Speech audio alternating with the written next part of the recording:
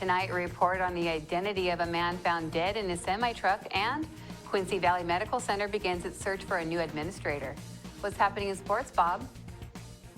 The All-Big Nine Conference football team has been announced, and several Moses Lake players have made the squad. Here's a peek at our Weather Center forecast. And coming up here in the weather department, we're watching a little cold front overnight tonight. A little wind as well coming our way. Big news coming in later in the week. Details coming on up. I'm Amber Jenks, and we have all this and much more on iFIBER 1 News. From the iFIBER 1 HD studio here in the heart of the Columbia Basin, this is iFIBER 1 News. Your #1 source for local news, sports headlines, and our very own Weather Center forecast covering the entire Columbia Basin. This is iFIBER 1 News, and it starts now.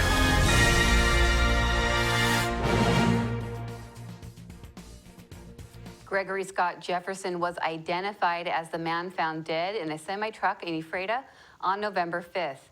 Grant County Coroner Craig Morrison said the 51-year-old Ephrata resident was found dead in a parked semi-truck near a gas station on Basin Street Northwest.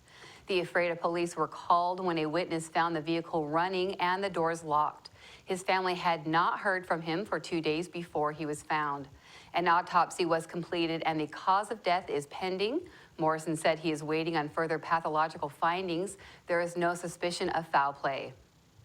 Ephrata Middle School students and staff honored local veterans Tuesday morning at their annual Veterans Day Assembly. Reporter Devin Higgins was there and has the story. Ephrata Middle School took time to thank veterans with an assembly on Tuesday morning. Students gave presentations documenting the history of Veterans Day, while teachers and residents who served in the military talked about their experiences. Principal Kenneth Murray explained to his students why Veterans Day is more than just a day off from school. We cannot allow our servicemen and women to feel unappreciated, because we, plain and simple, are here today because of them. We are here because of their sacrifice for us. And I want you to realize too, that they continue to serve. They serve in their communities. They understand what it means to be a quality citizen. They understand what it means to be a good example. They understand what it means to love unconditionally. Murray encouraged all his students to take time over the next week in thanking both veterans and their families for their sacrifices. In Ephrata, Devin Higgins for iFIBER 1 News.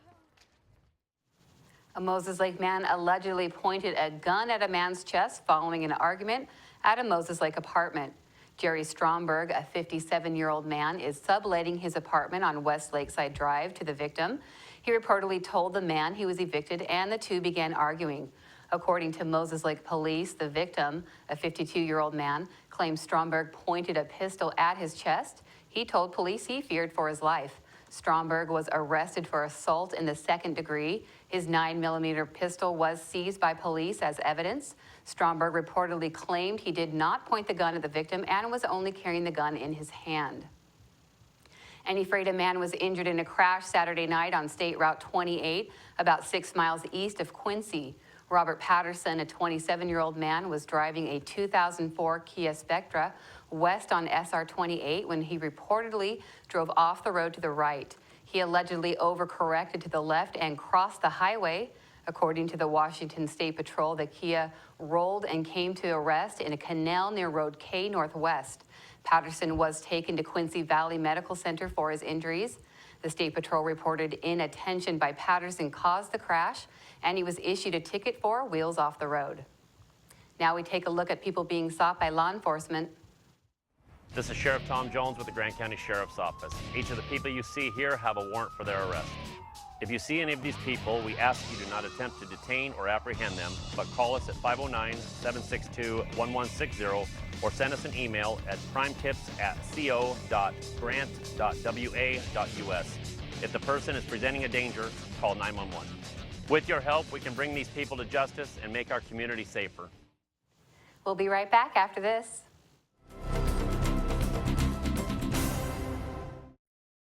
My name is Kat Sanderson, Managing Broker for Pillar Rock Realty Group. We love the Columbia Basin because it's our home, and we want to give back to our community by kicking off our Pay It Forward campaign. If you buy or list with us, we will donate 1% of our total proceeds to a local charity of your choice and in your name. Call us today at 754-4444 or visit pillarrockrealty.com because we are your local real estate experts.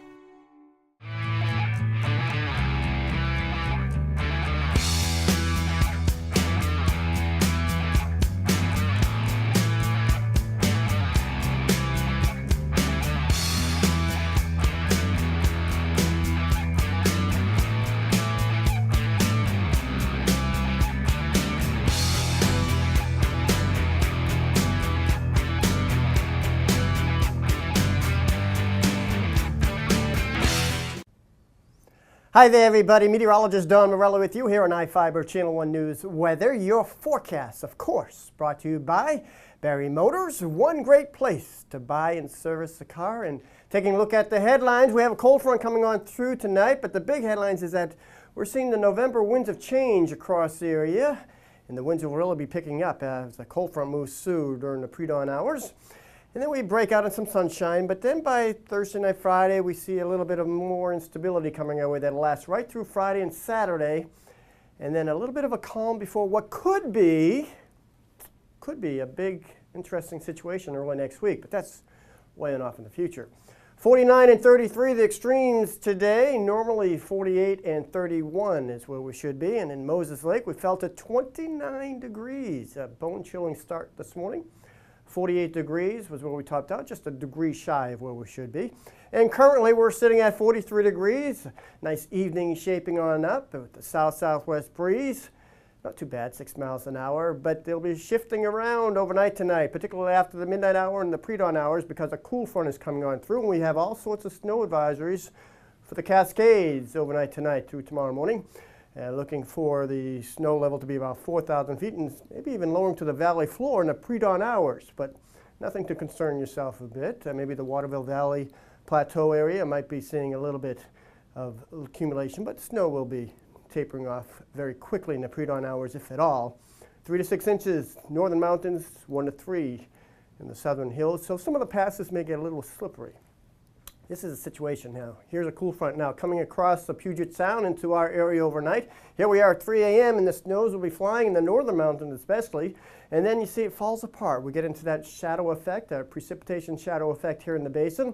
So we clear it on out and we see a nice but windy afternoon behind that frontal boundary. And you see way on off in the future a little bit of slug of moisture coming in for Thursday, Friday. Statewide, looking for 50s, if not the upper 40s on the coast. Inland northwest, lower to mid 40s.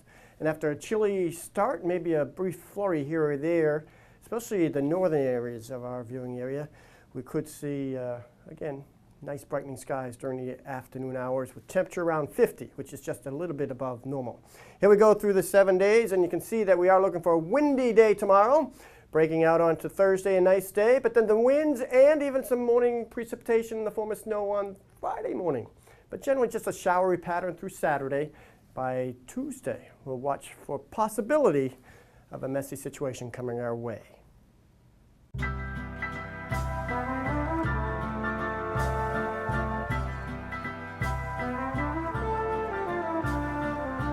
Paying your Grant PUD bill with ePay is like getting free cuts in line. You pay when you want, how you want. Get free cuts in line with Grant PUD ePay. Visit grantpud.org. Oh, dude, I'm just in the theater. It's totally cool. Ah. The new flamethrower cheeseburger now with a $5 lunch. I'm going flamethrower today. Remember what happened last time? I'm going flamethrower today. Gary, do you remember what happened last time? I'm going flamethrower today. Remember what happened last time? Comes with a Sunday now. I can handle it. You know your body, Gary.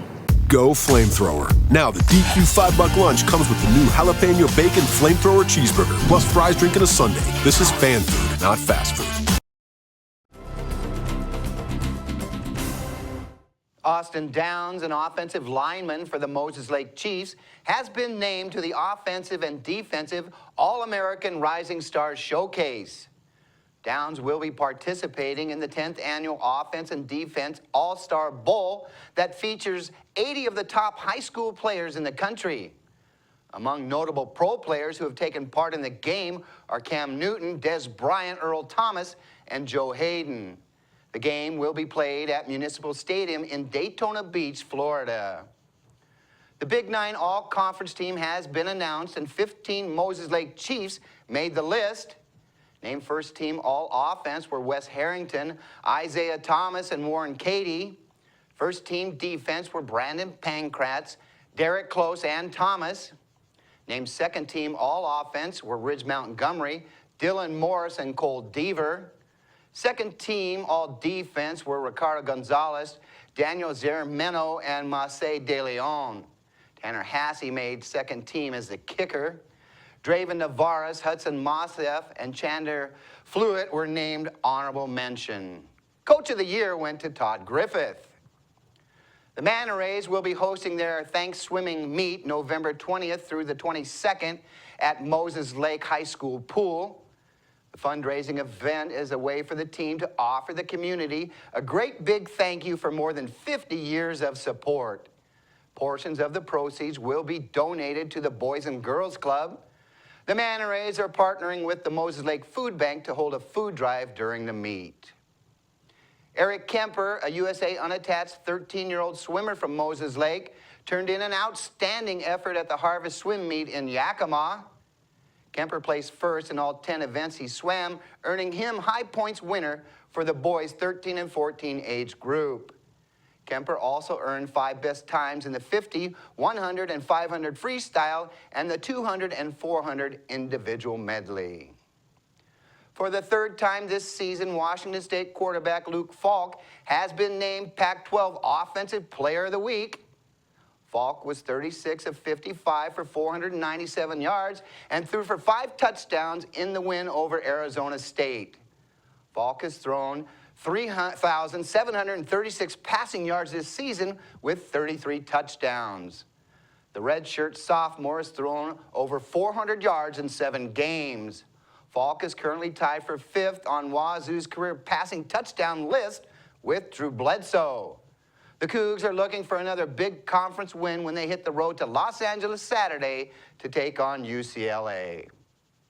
We'll be back after this short break.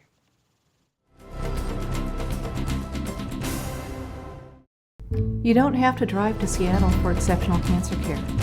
Confluence Health's cancer program delivers world-class care close to home. We have a highly experienced oncology team in a state-of-the-art facility, and we're a member of the Seattle Cancer Care Alliance, which gives our patients access to world-renowned therapies developed at Fred Hutchinson, the University of Washington Medicine, and Seattle Children's.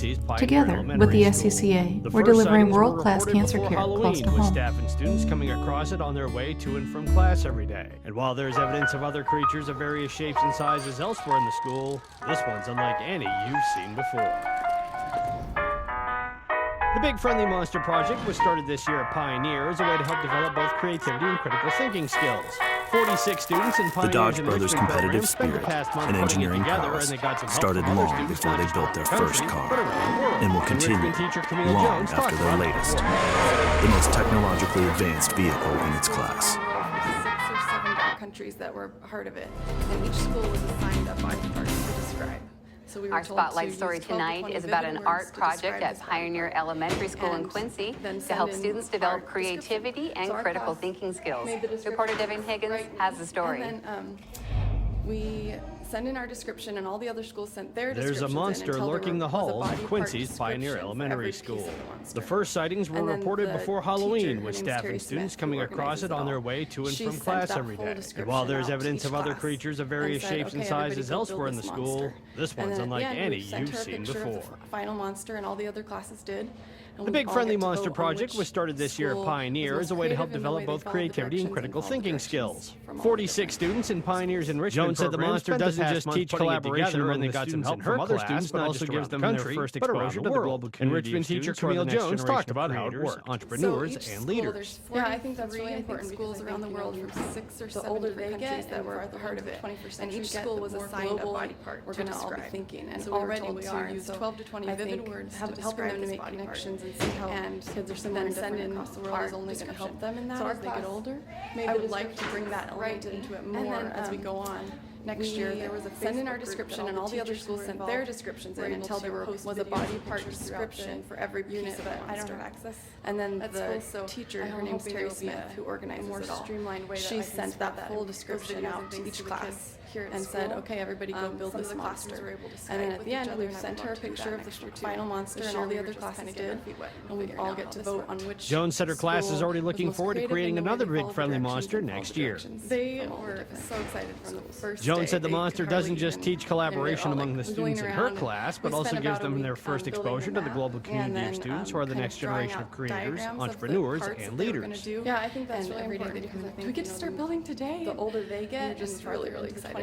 In Quincy, Devin Higgins for iFIBER 1 News. And already we are, and so we'll be right back after this. Helping them to make connections and see how kids are similar and different across the world is only going to help them in that as they get older.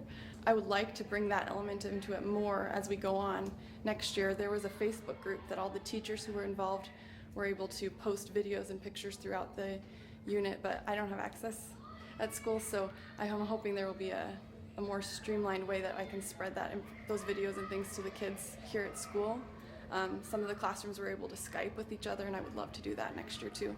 This year we were just kind of getting our feet wet and figuring out how this worked. Jones said her class is already looking forward to creating another big friendly monster next year. They were so excited from the first day. They could hardly even, they were all like wiggling around, and we spent about a week building the map and then kind of drawing out diagrams of the parts that they were going to do, and every day they'd come in, do we get to start building today? And they were just really, really excited. In Quincy, Devin Higgins for iFIBER 1 News.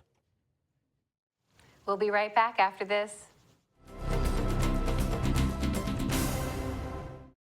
Quincy Foods, LLC, a subsidiary of Norpac Foods, is seeking motivated individuals to fill the positions of general laborer for their corn harvest season. They have full-time seasonal openings, must be 18 years old and older, willing to work swing shift. Great people to work for in a challenging food processing environment. Apply at 222 Columbia Way in Quincy between 8 and 5 p.m. Monday through Friday, or online through WorkSource. Quincy Foods is an equal opportunity employer. Well, one thing I knew from being a patient myself was that a dental office is a scary place to come to. And so we wanted everything possible to make sure that our office is a comfortable place for our patients to visit.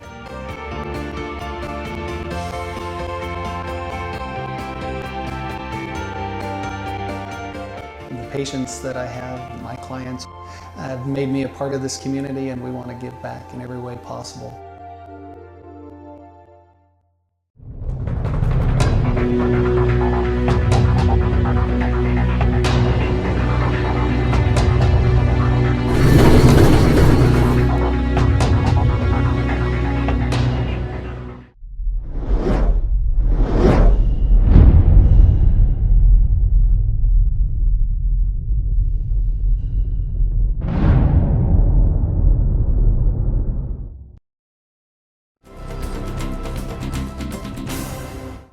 Welcome back. Medhi Mered is leaving Quincy Valley Medical Center. Mered, the hospital's administrator, announced plans to resign from the position on December 12th so he can move to France with his wife and son to develop a new business. Mered said it wasn't anything about the hospital district that caused him to move. He said he is proud of how the hospital is operating. The district's directors plan to appoint an interim administrator until a permanent replacement is selected. Mered finished his letter by suggesting the naysayers and detractors should become involved in governing the hospital and learn more about the issues. Art Semro Post 28 and American Legion Post 28 are honoring service members on Wednesday at the annual Veterans Day Parade in Ephrata. Reporter Joe Utter has the details. The annual Veterans Day Parade is Wednesday in Ephrata. The event is hosted by Art Semro Post 28 and American Legion Auxiliary Unit 28. Parade participants will gather outside the Grant County Courthouse at 10:30 a.m. and the parade starts at 10:45. The event starts on C Street and runs to 2nd Avenue Southwest to Basin Street and west to the World War II Memorial at the Ephrata Recreation Center. A rifle salute is fired at 11 a.m. in memory of the ending of World War I. The parade continues north on Basin Street to 1st Avenue Northwest, and then to C Street Northwest. A second rifle salute is fired in front of the Vietnam Memorial at the courthouse, and the parade ends at C Street and Division Avenue. Lunch is served at Art Semro Post 28 on 8th Street Northwest and includes a ceremony honoring prisoners of war. This is Joe Utter for iFIBER 1 News. A Moses Lake man allegedly attacked a man and stole his alcohol and money. Prosecutors charged Daniel Arredondo, a 43-year-old man, in Grant County Superior Court with robbery. The victim told police he was drinking in the park near the Moses Lake Public Library when he was jumped by 3 people. One of the people, he described as a Hispanic male, punched him in the face and kicked him several times before taking a 6-pack of Steel Reserve beer, a bottle of vodka, and $20. According to the Moses Lake Police, the victim was found on 3rd Avenue by an employee of a bank who called 911. The victim reportedly suffered a bloody nose, a bruise on his head, and a fracture in his back from the attack. Arredondo was reportedly found drinking the alcohol in the same park. He denied attacking the man. In Northwest News, a Washington man is participating in a trial that could help people on dialysis have more freedom. He's testing out a portable, wearable, artificial kidney. After his trial run, he says, so far so good. Como's Molly Shen has the story. You do try to eat stuff that's more low in sodium then. There's a serious hitch in Chuck and Sandy Lee's retirement years. Chuck is on a highly restrictive diet. There you go, darling, fit for a king. And 3 times a week, he has dialysis for 4 hours. The biggest thing is being tethered to that machine. Once you're hooked up, you're stuck there until they unhook you. Chuck's diabetes resulted in end-stage kidney failure. The couple now builds their lives around these appointments. We were so used to having our freedom. We've both been retired for about 12 years, and we just get up and go, you know, but not so much anymore. But better than the alternative, huh? Yes. As part of a clinical trial at UW Medicine, Chuck experienced 24 hours of renewed freedom when he tested a wearable artificial kidney. The 10-pound belt did the work of his kidneys, filtering blood. And while he stayed in the hospital under observation, the goal is to make it small and light enough for patients to go to work, run errands, and travel, all while on dialysis. It's very much a prototype device. The study that we did was really a proof of concept study that such a device could be developed in the future into something that patients around the country and around the world could use. It would also allow patients to loosen up their diet. During his trial run, Chuck indulged in forbidden foods. I had 2 orders of mac and cheese for dinner. I had Cheetos all night long. And he felt better than he has in years. If I had the money and they were available today, I'd buy one. It would be right there on the table. Molly Shen, Como News. That's going to do it here for us at iFIBER 1 News. We want to thank you for watching, and we'll see you again tomorrow.